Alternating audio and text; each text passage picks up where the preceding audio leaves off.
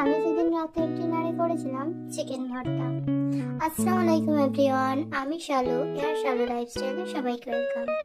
দেখো, চিকেন ভর্তা করার জন্য আমি প্রথমে কড়াইয়ে গরম মশলার ফোড়ন দিয়েছি, তারপর দিয়েছি পেঁয়াজ আর টমেটো এবং কাঁচা লঙ্কা, তিনটেকে আমি পেস্ট করে রেখেছিলাম। সেটা গরম তেলের মধ্যে দিয়ে ভালোভাবে নাড়িয়ে চাড়িয়ে লাল করে নিয়ে তার মধ্যে আদা রসুন বাটা, হলুদ গুঁড়ো, ধনে জিরে গুঁড়ো দিয়েছি আর কাশ্মীরি লাল লঙ্কার গুঁড়ো দিয়েছি। যেহেতু আমি এখানে কাঁচা লঙ্কা বাটা দিয়েছি তাই আর ঝালের জন্য আলাদা করে লঙ্কা গুঁড়ো আমি দিইনি।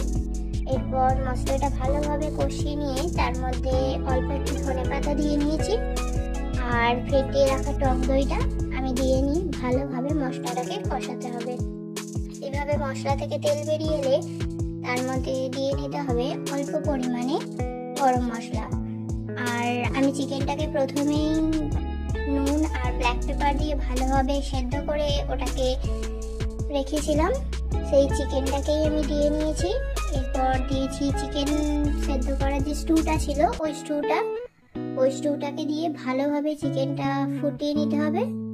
আর নামাবার আগে তোমরা ফ্রেশ ক্রিম দিতে পারো, আর ফ্রেশ ক্রিম না থাকলে বাড়িতে যে দুধের শটটা ওঠে ওটা একটু দুধ দিয়ে ভালোভাবে মিক্সিতে পেস্ট করে নিও, তাহলে দেখবে ওটা ফ্রেশ ক্রিমের মতনই হয়ে যাবে।